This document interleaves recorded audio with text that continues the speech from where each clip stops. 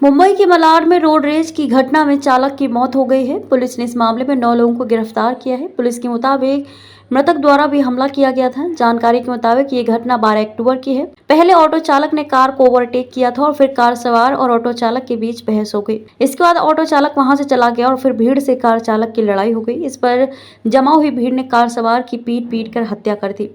Car में उक्त वक्त उसके माता पिता भी थे और उनके सामने ही उनके बेटे की भीड़ ने पीट कर हत्या कर दी। पुलिस ने बताया कि मलाड के डिंडौसी में एक ऑटो रिक्शा चालक के साथ रोड रेज की घटना के बाद आसपास के लोगों से हुए झगड़े और मारामारी में 28 वर्षीय एक चालक की मौत हो गई। इसके बाद से सभी आरोपी 22 अक्टूबर तक पुलिस कस्टडी में हैं।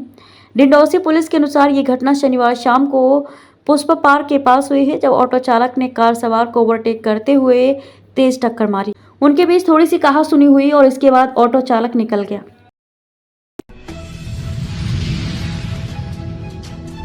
रिपब्लिक टीवी के मुख्य संपादक अर्नब गोस्वामी और कांग्रेस पार्टी के बीच चल रहे कानूनी विवाद ने व्यापक चर्चा का विषय बना दिया है। यह मामला केवल कोर्ट रूम ड्रामा तक सीमित नहीं है, बल्कि एक व्यक्तिगत और जटिल मुद्दे को उजागर करता है। कांग्रेस की अंतरिम अध्यक्ष सोनिया गांधी और उनके बेटे राहुल गांधी की धार्मिक पहचान। इस विवाद ने राजनीतिक निहितार्थों के साथ साथ गांधी परिवार की आस्था पर भी सवाल उठाए हैं। यह विवाद अप्रैल 2020 में तब शुरू हुआ जब महाराष्ट्र के पालघर में 2 साधुओं की हत्या के बाद अर्नब गोस्वामी ने एक टेलीविजन कार्यक्रम में सोनिया गांधी पर सवाल उठाए थे।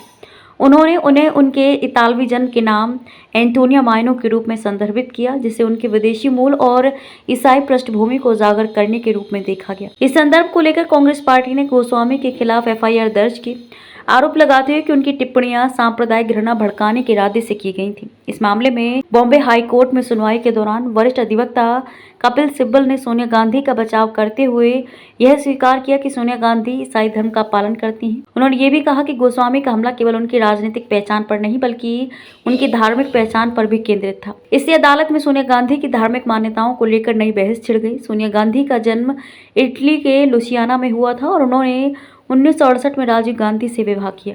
राजीव गांधी का परिवार हिंदू परंपराओं में गहराई से निहित रहा है, लेकिन सोनिया गांधी का ईसाई धर्म में आस्था रखना एक विवादास्पद मुद्दा बना हुआ है।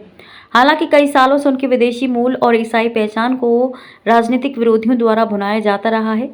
कपिल सिब्बल के बयान ने इस तथ्य को स्पष्ट किया कि सोनिया गांधी ने ईसाई धर्म को बनाए रखा है, जबकि वे हिंदू परिवार में शादी कर चुकी हैं। ये स्थिति उन प्रश्नों को जन्म देती है कि क्या उनकी धार्मिक पहचान ने उनके राजनीतिक करियर और व्यक्तिगत जीवन को प्रभावित किया है। ये ध्यान देने योग्य है कि सोनिया गांधी ने वर्षों से अपनी धार्मिक पहचान को सार्वजनिक रूप से प्रदर्शित नहीं किया है। इस तरह राहुल गांधी की धार्मिक पहचान भी जटिल हो जाती है। चुनावी अभियानों के दौरान उन्होंने हिंदू मंदिरों में यात्रा की और उन्हें जनेऊधारी ब्राह्मण के रूप में पेश किया गया। यह दावा विशेष रूप से सवर्ण जाति के हिंदू मतदाताओं को आकर्षित करने के लिए किया गया था। हालांकि ये सवाल उठता है कि यदि सोनिया गांधी ईसाई हैं, तो राहुल गांधी ने हिंदू ब्राह्मण की पहचान क्यों अपनाई? क्या ये व्यक्तिगत आस्था का परिणाम है या राजनीतिक रणनीति का हिस्सा है? इस संदर्भ में राहुल गांधी द्वारा हिंदू धर्म का प्रदर्शन, खासकर उनके मंदिर दौरे और ब्राह्मण होने की घोषणाएं राजनीतिक प्रेरणाओं पर सवाल उठाते हैं।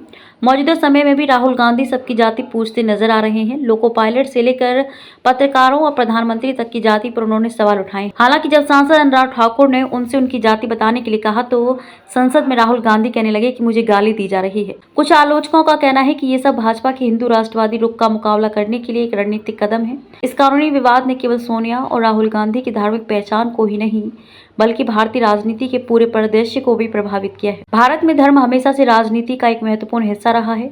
इस संदर्भ में कांग्रेस पार्टी ने कई बार भाजपा की धार्मिक बहुसंख्यकवाद के खिलाफ आवाज उठाई है, लेकिन राहुल गांधी की हिंदू पहचान को प्रकट करना ये दर्शाता है कि कांग्रेस भी धार्मिक पहचान के महत्व को समझती है। इस विवाद ने यह भी सवाल उठाया है कि क्या राजनीतिक दल अपने लाभ के लिए धार्मिक पहचान का उपयोग कर रहे हैं। अर्नब गोस्वामी के खिलाफ दर्ज की गई FIR को राजनीतिक प्रेरणा के रूप में देखा गया है। हरीश साल्वे ने तर्क दिया है कि यह मामला अभिव्यक्ति की स्वतंत्रता को दबाने का प्रयास है। अर्नब गोस्वामी और कांग्रेस के बीच कानूनी विवाद ने केवल व्यक्तिगत और राजनीतिक सवाल उठाए हैं, बल्कि यह भारतीय राजनीति में धार्मिक पहचान की भूमिका को भी उजागर करता है। सोनिया गांधी की धार्मिक पहचान और राहुल गांधी की हिंदू पहचान के बीच का द्वंद्व राजनीतिक विमर्श एक नया आयाम जोड़ता है। ये स्पष्ट है कि भारतीय राजनीति में धर्म और पहचान के सवाल हमेशा महत्वपूर्ण रहेंगे। गांधी परिवार की धार्मिक पहचान और उसके राजनीतिक निहितार्थ पर बहस आगे भी जारी रहेगी।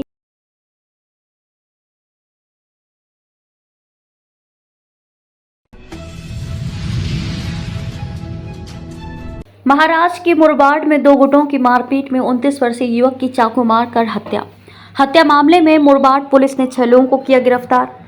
महाराष्ट्र के मुरबाड में एक दुर्भाग्यपूर्ण घटना घटी है, जहां दो गुटों के बीच हुई लड़ाई में एक 29 वर्षीय युवक की धारदार चाकू से वार कर हत्या कर दी गई। इस हत्या मामले में मुरबाड पुलिस ने 6 लोगों को गिरफ्तार किया है। मुरबाड में जोगेश्वरी देवी के मंदिर के सामने नवरात्रि उत्सव मनाया जाता है। बीती रात करीब 12 बजे देवी के गांव में रहने वाले 29 वर्षीय युवक सचिन नानू परमार का कुछ युवकों से विवाद हो गया। इस विवाद में युवक की धारदार चाकू से वार कर हत्या कर दी गई। मृतक सचिन के परिजनों ने ये रुख अपनाया कि जब तक पुलिस अभी हत्यारों को गिरफ्तार नहीं कर लेती, तब तक वे शव को नहीं लेंगे। कुछ समय के लिए तनाव की स्थिति बन गई, लेकिन थाने ग्रामीण पुलिस अधीक्षक डॉक्टर स्वामी और उप विभागीय पुलिस अधिकारी जगदीश शिंदे द्वारा हत्यारों को पकड़ने का ठोस आश्वासन देने के बाद परिजनों ने शव को ले लिया और अंतिम संस्कार किया। सचिन के साथ जो युवक था उसकी पीठ में चाकू मारा गया है और इस युवक के बयान पर पता चला है कि इस हत्या के मामले में मुरबाड पुलिस ने 6 लोगों को हिरासत में लिया है।